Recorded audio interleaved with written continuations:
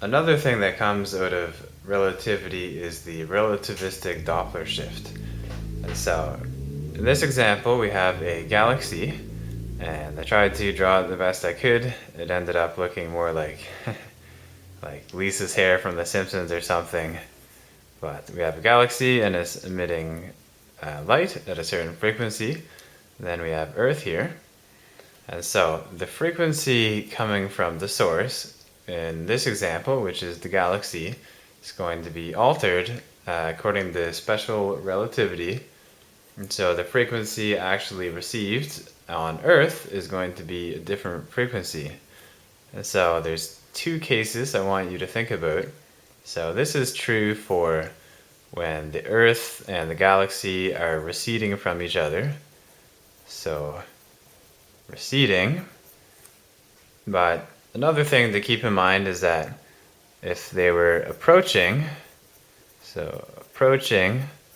then this equation would actually be different. So it would be frequency of the observer is equal to 1 plus v over c divided by 1 minus v over c times the frequency of the source.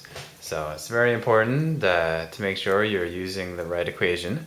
But in this case, we have our galaxy moving away from the Earth, and so we're going to be in the receding situation. So we know that the frequency from the source, frequency, I'm just going to denote SO for source, is equal to the speed of light divided by the wavelength from the source. And in this example, we're given the wavelength, which is from the source. So this is emitting at 394 nanometers wavelength. And it has a velocity equal to 0.185 times the speed of light, which is c is 3 times 10 to the 8 meters per second. Hopefully you can see that there. So we have the wavelength coming from the source, so we can figure out the frequency.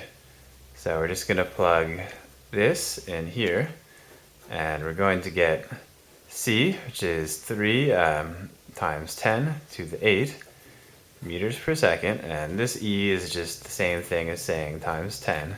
So 3 times 10 to the 8 meters per second divided by the wavelength coming from the source. So 394 nanometers, which is the same as times 10 to the 8, times nanometers is very small, so negative 9 meters. So nanometers is times 10 to the negative 9. And when we do this equation,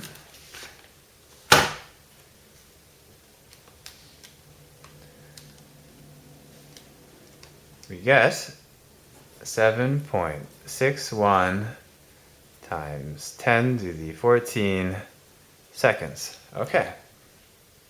So now we have what we need. We have our frequency of the source, and we have our velocity. And I actually ignore this example right now because we're not approaching. We actually know the galaxy is receding from Earth. So the frequency of the observer is equal to 1 minus the velocity, so 0.185 times the speed of light divided by c, so these are going to cancel,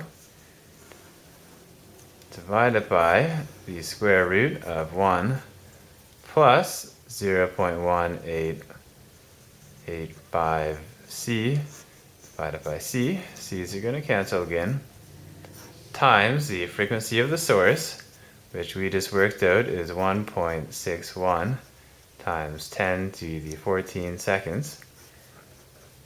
Okay, now we put this into our calculator. So 1 minus 0.185 divided by square root of 1 plus 0.185, and all of that multiplied by,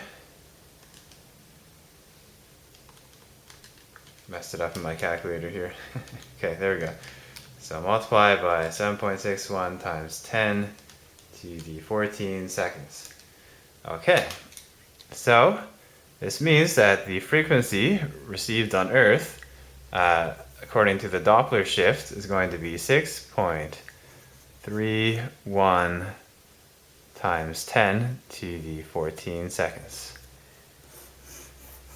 Okay, and now that we have this, we could also figure out the wavelength received. So we have, using this equation here, so if we multiply both sides by the wavelength and then divide both sides by the source, we'll have the wavelength of the observed is equal to c over the frequency observed, which is simply 3 times 10 to the 8 meters per second divided by 6.31 times 10 to the 14 seconds. So this is going to be equal to 475 nanometers. So the galaxy emits at 394 nanometers wavelength, of the source, and here on Earth we receive 475 nanometers wavelength of the observer. Alright, that is it for the video. See you in the next one and have an excellent day.